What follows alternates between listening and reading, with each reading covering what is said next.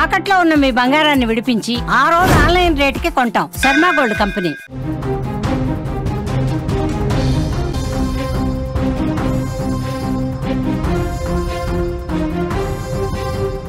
భారత్ బంగ్లాదేశ్ సరిహద్దుల్లో కొత్త దుమారం కనిపిస్తోంది. భారత సరిహద్దుల్లో ఉన్న వ్యక్తులపైన, గ్రామాలపైన బంగ్లాదేశ్ జాతీయులు దోపిడీకి తెగబడుతున్నారు, దాడులకు దిగుతున్నారు. మేఘాలయ సరిహద్దు ప్రాంతంలో జరిగిన సంఘటన ఇప్పుడు హాట్ టాపిక్గా మారుతోంది. ఒక గ్రామస్తుడి పైన 4 బంగ్లాదేశ్ జాతీయులు ఒక్కసారిగా దాడి చేశారు. ఈ విషయం గురించి సమాచారం అందుకున్న భద్రతా దళాలు పోలీసులతో కలిసి ఆపరేషన్ చేపట్టి వారిని అరెస్టు చేశారు. శుక్రవారం తెల్లవారుజామున భారతదేశం బంగ్లాదేశ్ సరిహద్దు ప్రాంతంలోని రోంగ్ డోంగై గ్రామంలో ఈ సంఘటన జరిగిందని, మరికొంతమంది సాయుధ దుండగులు పారిపోయినట్లు పోలీసులు చెప్తున్నారు. దెబ్బలు తిన్న వ్యక్తి మన భారతీయుడని తెలుస్తోంది. మేఘాలయకు సంబంధించిన ఒక పౌరుడు, అతను ఒక షాప్ నిర్వహిస్తున్నాడు.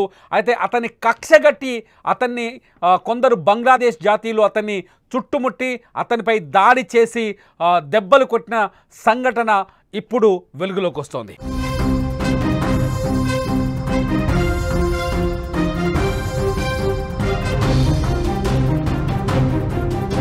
బంగ్లాదేశ్ సరిహద్దు రోంగ్ డోంగై గ్రామంలో బాల్స్రంగ్ ఏ మారక్ ఓ షాపు నిర్వహిస్తున్నాడు.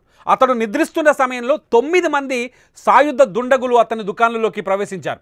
అతడు వారికి ఎదురు తిరగడంతో చేతులకు సంకెళ్లు వేసి సరిహద్దు వైపు లాక్కెళ్లేందుకు ప్రయత్నించారు. ఆ సమయంలో తన గొంతు కోసేందుకు ప్రయత్నించారని మారక్ పోలీసులకు తెలిపాడు. చీకటిలో నడుస్తుండగా మారక్ వారి చెర నుంచి తప్పించుకొని అక్కడే ఉన్న ఓ ఇంట్లోకి వెళ్ళి తలదాచుకున్నాడు. ఆ ముఠా అతని వైపు కాల్పులు కూడా జరిపింది. మారక్ని హత్య చేసే ప్రయత్నం చేసింది.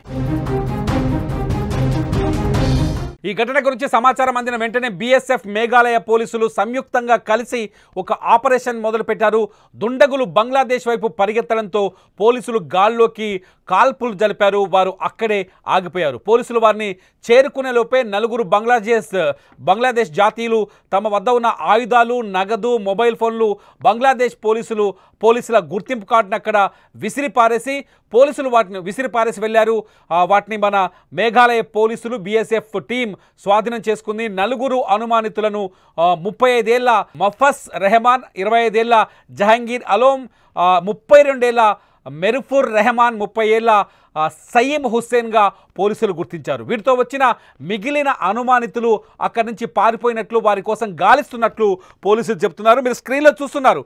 ఎవరైతే దుండగులు 4 దుండగుల్ని లోపల పోలీసుల ఆపరేషన్ బీఎస్ఎఫ్ ఆపరేషన్లో పట్టుకొని బంధించి తీసుకొస్తున్న దృశ్యాల్ని ఈ 4 వ్యక్తులతో పాటు మరికొంతమంది ఇక్కడికి వచ్చి అక్కడ మేఘాలయకు సంబంధించిన పౌరుడిని దాడి చేసి అతని దగ్గరున్న డబ్బులు దోచుకునే ప్రయత్నం చేశారు. అతన్ని చంపే ప్రయత్నం కూడా చేశారు.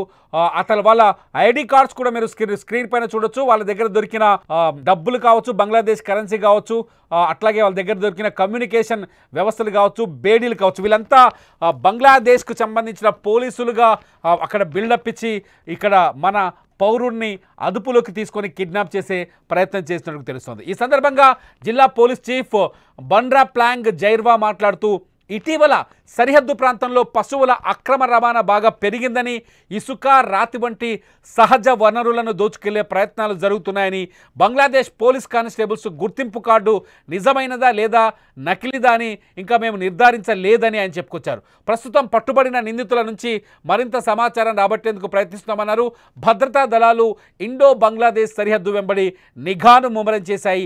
భవిష్యత్తులో చొరబాట్లను అడ్డుకోవడానికి ప్రత్యేక బృందాలను, అధునాతన నిఘాను పెంచుతున్నామని జిల్లా ఎస్పీ ప్రకటించారు.